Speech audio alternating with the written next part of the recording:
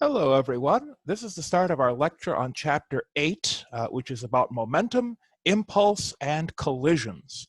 This is divided into several parts. Part 1 is the introduction to momentum and impulse, to which I refer you to page 1 of your note packet.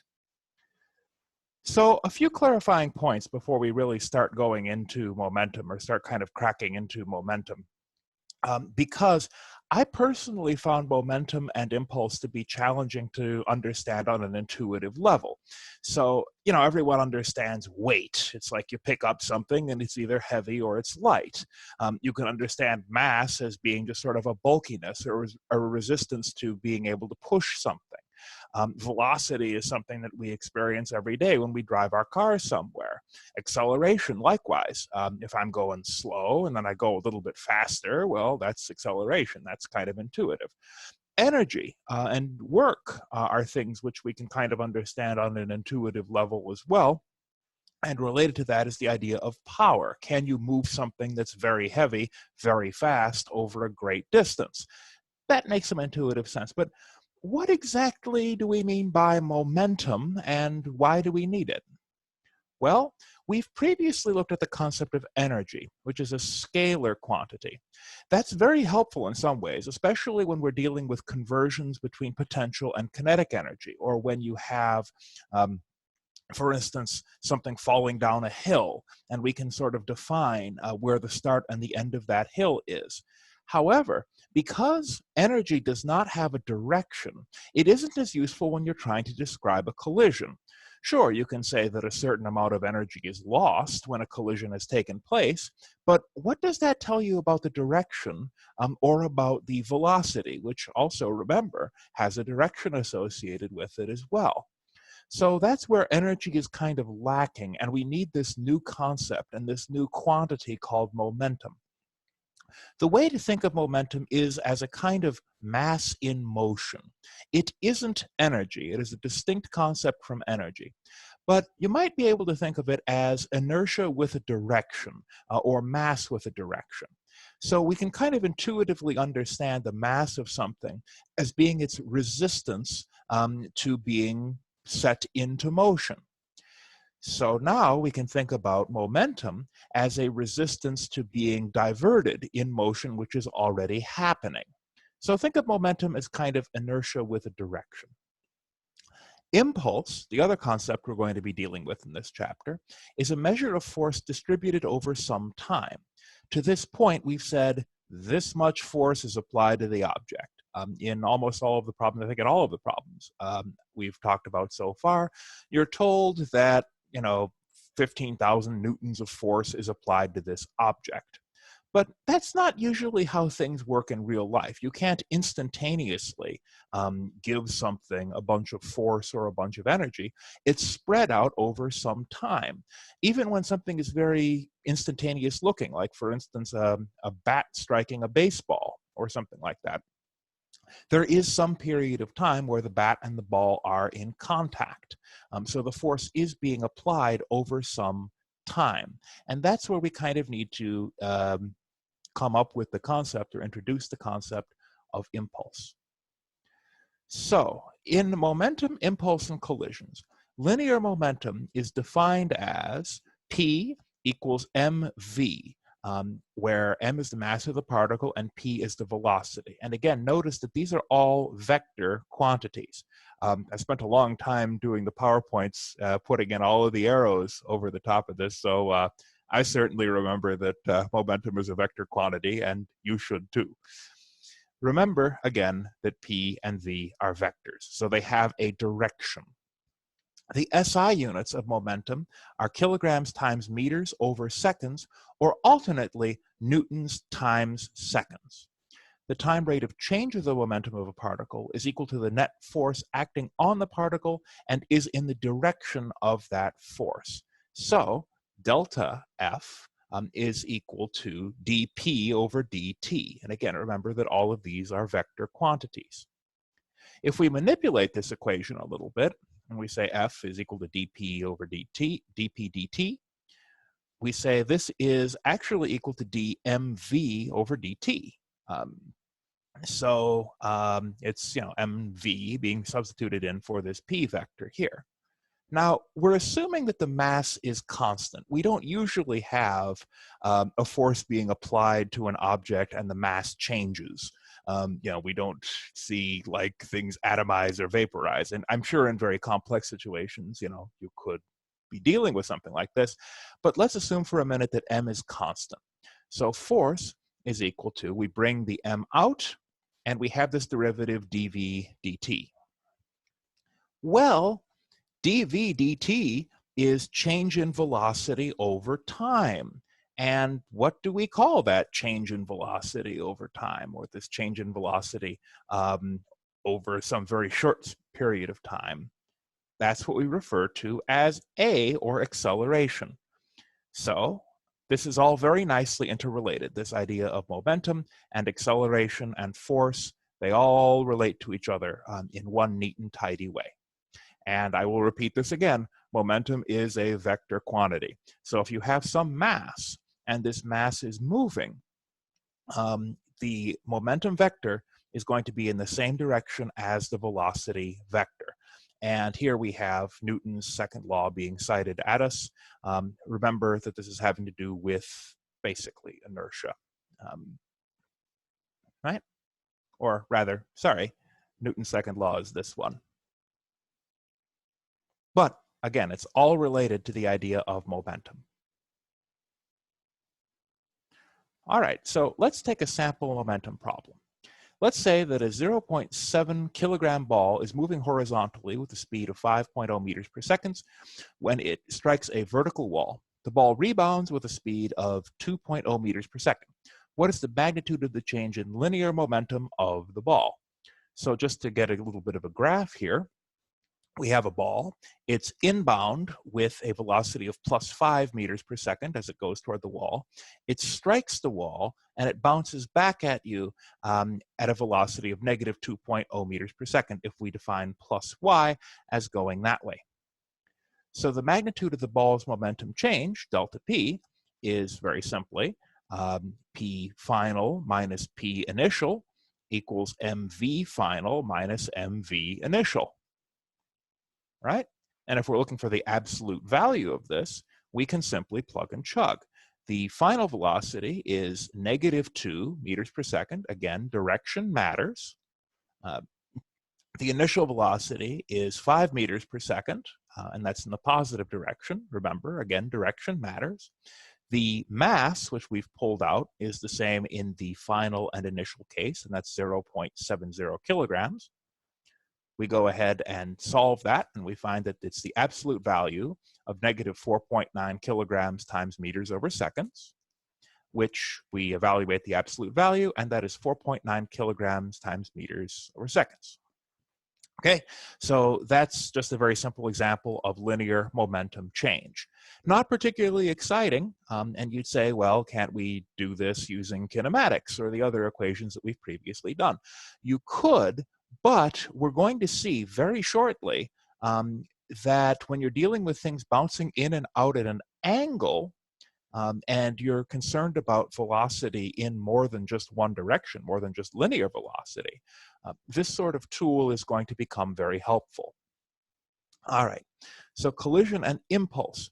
We also can define something called the impulse, and the impulse of a force is the product of the force and the time interval during which it acts, viz. J, which is also a vector, J being the impulse, is equal to the force times time 2 minus time, sorry, that should be time 1, which is equal to F delta T. Also, the impulse is the same as the change in the momentum vector. So impulse and momentum are related in this way. All right, so what we've actually calculated up here is the impulse. If the force isn't constant, let's say that the force is varying over time, then J is equal to the integral of this force function between time 1 and time 2 dt. All right, so again, you should kind of pick up, and if you have a graph of force versus time, the impulse is equal to the area under the curve. It's very important to remember that this is a graph of force versus time. If you have a graph where it is force against distance, then the area under the curve is work. So remember that, very carefully, like if you see this on a test or on homework or in just life somewhere. If you have force versus time, the area under the curve is the impulse. If you have force versus distance, the area under the curve is work. So make sure that you keep those straight.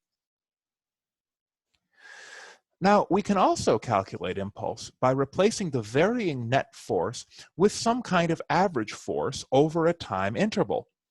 So J, the J vector, is equal to F average times delta T. So if we're faced with this kind of situation where we have some curve of force over time, we can, if we take the average force, just multiply it by this time interval. So this box here is going to have the same area as this curve here, and that is what is going to give us the impulse. What can be kind of tricky sometimes is if you have a large force that's acting over a short time, or a smaller force that acts for a long time, you can wind up with the same area under the curve. And this also makes some intuitive sense. If I'm pushing a box, if I'm pushing it with constant force over 100 meters, say, by the time that I get to the end of that 100 meters, that box is going to be moving pretty darn fast, even though the initial force I'm supplying is pretty small.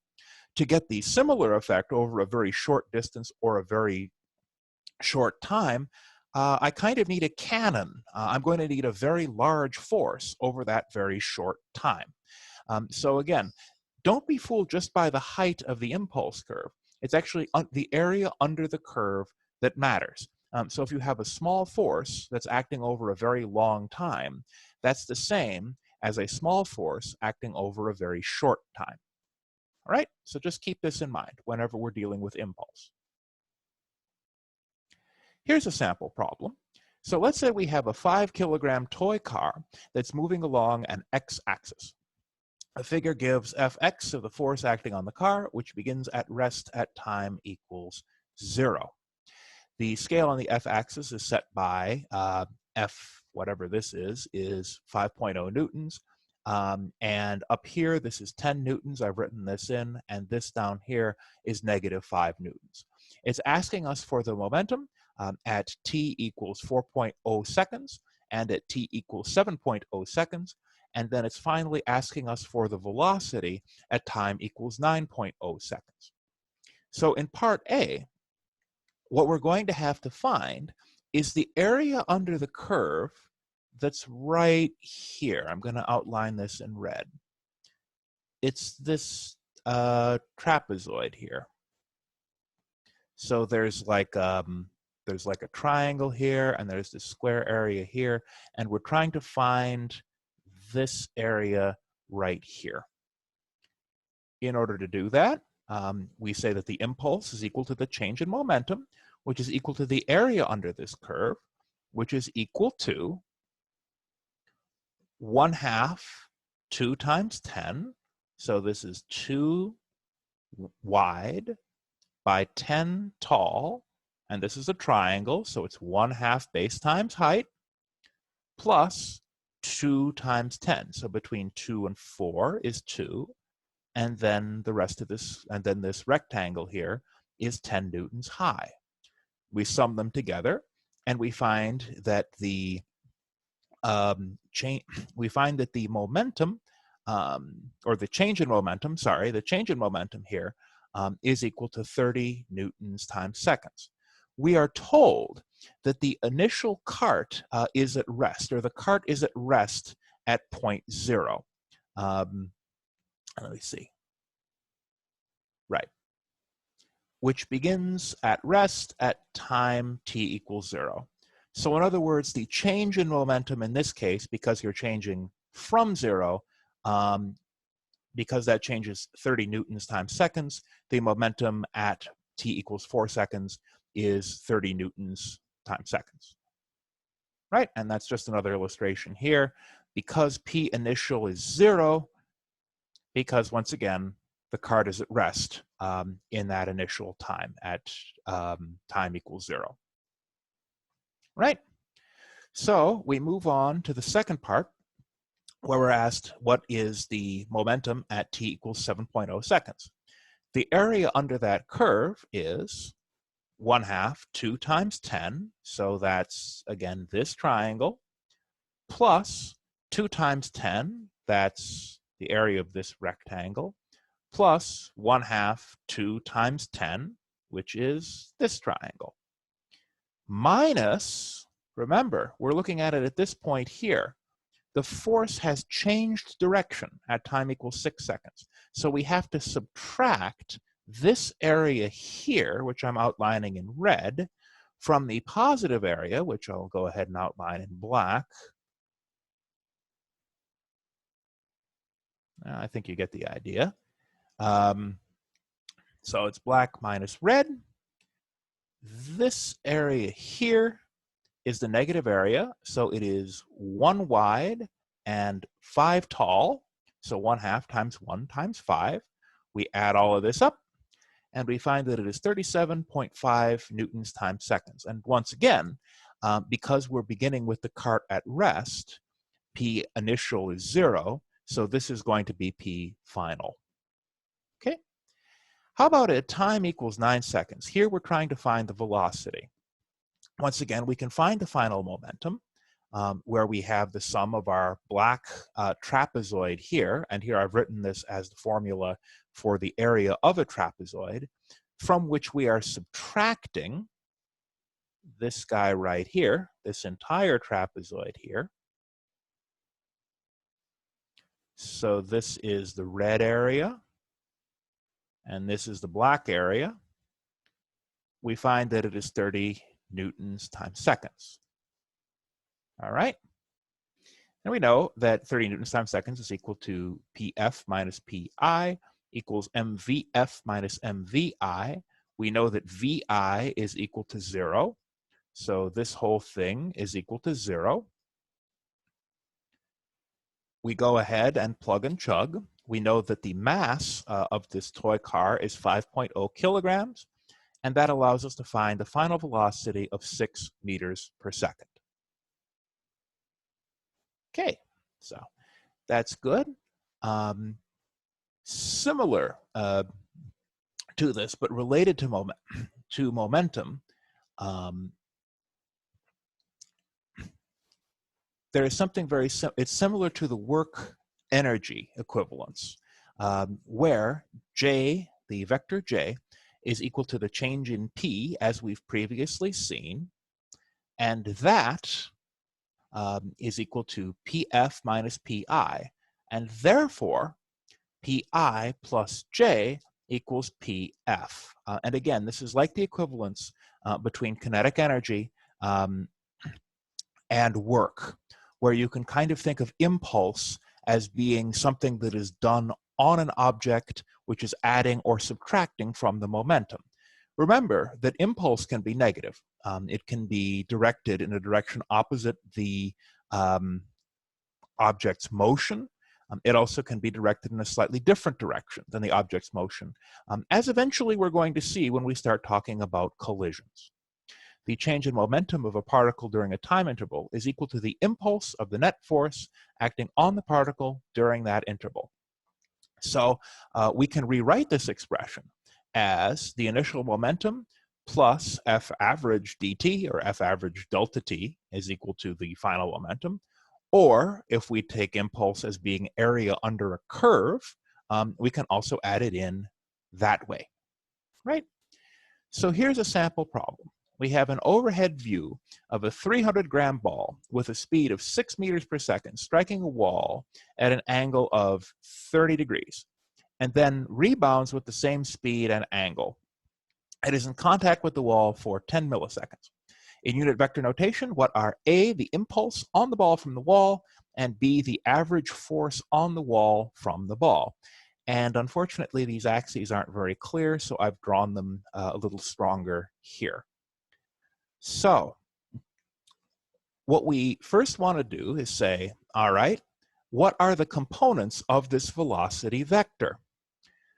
We have 6.0 meters per second. That's the incident vector, which if we decompose to its two vector components, we see it has this sort of relation where the y component is here, the x component is here.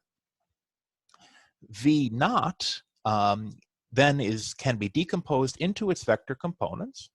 So that's 6.0 meters per second times cosine of 30i. So that's the x component. And remember, it's adjacent. So we use the cosine of 30 minus, again, this incoming velocity times sine of 30, because that's the opposite, j cap.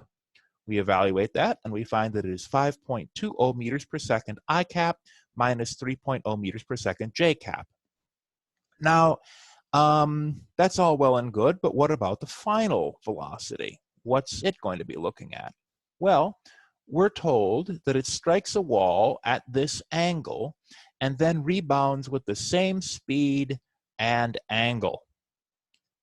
So the velocity in the x direction is going to be unchanged. Because here it's coming in the x direction in this way, bounces off, and is still continuing in the x direction at the same speed. However, as this is going outwards, the velocity in the y direction is going to be opposite in sign. So the final velocity is equal to 5.20 meters per second I plus 3.0 meters per second j. The reason for this plus is, again, it's opposite in sign to this minus, and we have defined positive y as going in this direction, or straight up. If you don't believe me, what you could do would be to say, okay, 6.0 meters per second, and then we just draw this guy here, and we say this is 6.0 meters per second, and then you decompose the vectors, and you're going to find, again, because this is also 30 degrees on the outward side, that all you're going to see is a flip in the sign of the y component of this particular vector. All right?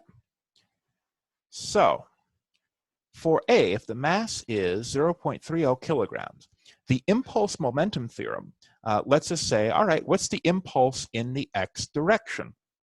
Well, that's equal to the change in momentum in the x direction, and that's going to be equal to the change in mass times velocity in the x direction, or the x component of the velocity vector. We can pop this m outside of this delta, because, again, the mass is not changing. We're not told that the mass changes here. So it's just m delta v sub x. So we go ahead and say, all right, that's 0.30 kilograms. The initial I cap value here is 5.20 I cap minus, in V final, 5.20 I cap, which is 0. So the impulse in the x direction, or the x component of the impulse, is 0 newtons times seconds. In the y direction, however, we do the same thing with much the same argument. It is 3.0 meters per second, and the final, j cap, and the initial is negative 3.0. So we do 3.0 minus negative 3.0, also known as 3 plus 3, and we execute this calculation and find that impulse in the y direction is 1.8 newtons times seconds, meaning that our impulse vector is going to take the form of j equals 0 I cap plus 1.8 j cap. Again, this is for the impulse which is happening on the ball. So we're describing the motion of the ball. We are not describing the motion of the wall or the action of the wall. This is just the ball. All right? So now if we want to go and find the force, we know that impulse is equal to average force times delta t, which, if we rearrange, we know that the average force is equal to the impulse over delta t.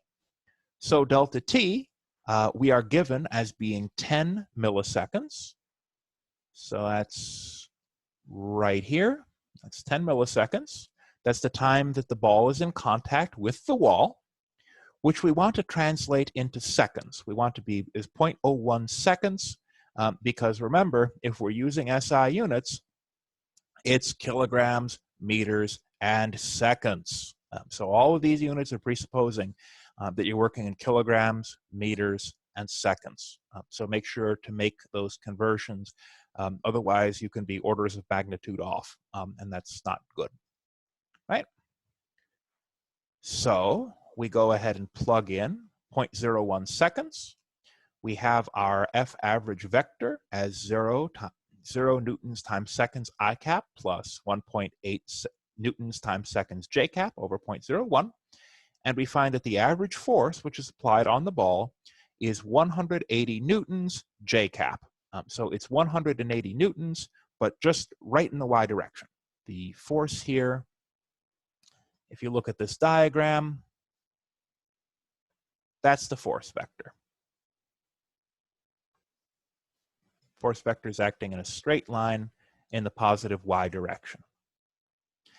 Now, if we're concerning ourselves instead with the force on the wall, remember that forces act in pairs. So when the ball strikes the wall and the force is directed as 180 newtons J cap, the force on the wall by the ball is going to be negative 180 newtons J cap, which again is from Newton's third law. The force is equal in magnitude and opposite in direction. In this case, opposite in sign, because there's no x component. But remember, equal in magnitude, opposite in direction, and that's Newton's third law. All right, so what are some applications of this, kind of in real life, if you will? Well, when you land after jumping upward, your momentum changes from a downward value to 0. And generally when you land, your reflex is to try to bend your knees. So you don't try to land with your knees locked, because that hurts. You kind of bend at the knees, and you kind of naturally go into this sort of crouching position. So what's going on in that case? Well, it has to do with when we considered those curves way back when. And I'm going to see if I can go ahead and go back to them. When we're dealing with these kinds of curves, ideally we want our legs or our bodies to not have a lot of force exerted on them at the same time or at a given time. We would much rather have this force spread out over a much longer period of time so that the force can be less. So the impulse in both cases has to be the same, or rather, when you take a landing after jumping off of something, there is going to have to be a certain amount of impulse for you to come to a stop. However, you can either take that impulse as a large force acting over a short time or a smaller force acting over a long time, and most of us very strongly prefer the small force acting over a long time. Okay, so let's compare momentum and kinetic energy. The kinetic energy of a pitched baseball is equal to the work the pitcher does on it, which is force multiplied by the distance the ball moves during the throw. The momentum of the ball is equal to the impulse the pitcher imparts to it. So force multiplied by the time it took the ball to bring the ball up to speed. So again, the important factor when you're talking about energy is the distance over which a force is applied, whereas if you're talking about impulse, what's important is the time over which that force is applied. So again, related but different things. Let's say that you have an isolated system, so there is no external impulse, nothing's being pushed around. And two astronauts push each other as they float freely in the zero gravity environment of space. So there's no external force. What happens is the force of astronaut B on astronaut A is in this direction, and the force of astronaut A on astronaut B is in this direction. And what we find in this case is that these forces are equal in magnitude and opposite in sign. And the total momentum of this particular system is constant. Basically, these two things bounce off of each other, and the total, the vector sum ends up being 0. So again, if you have two things which are equally big and heavy that are coming towards each other and they crash, and they're moving at the same velocity, they will bounce back with the same velocity. Again, assuming a perfectly elastic collision, and we'll get into that in just a little bit. But the important thing is, if the vector sum on the external forces of a system is 0, the total momentum of a system is constant, and your vectors should cancel each other. And if there's no net external force that's acting on this system of particles, the total linear momentum of the system cannot change. All right? So, if the component of the net external force on a closed system is 0 along an axis, then the component of the linear momentum of the system along that axis cannot change. So once again, you have a whole bunch of forces that are acting here. There's the normal force, there's the force of weight, and these other things on the free body diagram. However, you have these forces being balanced. There are no unbalanced forces here. This force pushes this way at the same magnitude as this push forces this way. And therefore, the total momentum of the skaters is conserved. Again, if you don't have any external forces or no net external forces. So what this is illustrating, as opposed to a previous example, in our previous example, the only forces that are exerted on these astronauts are the ones in the vectors, or shown here, are the only forces that are at play in the astronauts are the forces that the astronauts exert on themselves. Here, there are other forces in play. However, these forces are all balanced, the normal force and the force of weight, or the force of gravity. Because there is no net force, momentum is conserved, or the total momentum is conserved, and that is shown by the vectors pointing in opposite directions with equal magnitude. Now, remember, when you're applying conservation of momentum, that momentum is a vector quantity, and when you're dealing with adding vectors, you have to remember that vectors have directions. So, don't just say, all right, here's vector A, it's going this way, here's vector B, it's going that way, and we'll just add these two magnitudes together and we get a bigger number, and then we go home. That's not how that works. Remember, because they're vector quantities, you have to use vector addition, which is tip to tail, and then the resulting vector. And then you'll find that the magnitude is less than if you had just simply summed them together. So again, very important, momentum is a vector quantity. So let's take a sample problem. If we're talking about pool, if we've got trouble right here in River City, that's a weird reference. I don't think anyone got that one. Again, our set of axes, plus y and plus x, just for clarity defined here. We have some incoming velocity on the ball.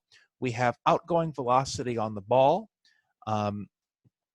And what we're told is that the bounce reverses the y component of the ball's velocity, but does not alter the x component. Okay?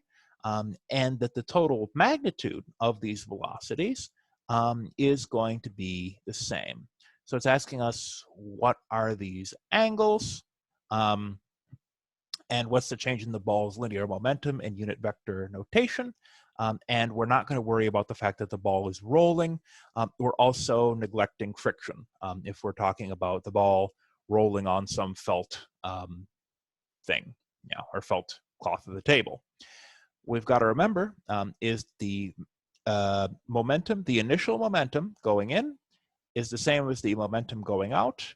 The mass is not going to change. And again, we're told that the velocity doesn't change either. So it just reverses the y component of the ball's velocity, but does not alter the x component. So we can say that VI is equal to VF, right? What we can then say is, what's VIX and what's VFX? Well, VIX here is going to be simply VI, the initial velocity, times the sine of theta 1. And then VF, or MVFX, VFX is just the sine of theta 2 times V sub F. Well, we notice that the mass doesn't change. The mass of the ball is not changing before and after the collision, so we can drop the M. We know that VI and VF are going to be the same, so we can cross that out, and we're left with sine theta 1 equals sine theta 2.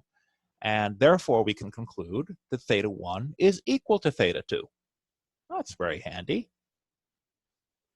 The momentum change is going to be the final momentum, again in the y direction, minus the initial momentum, again in the y direction.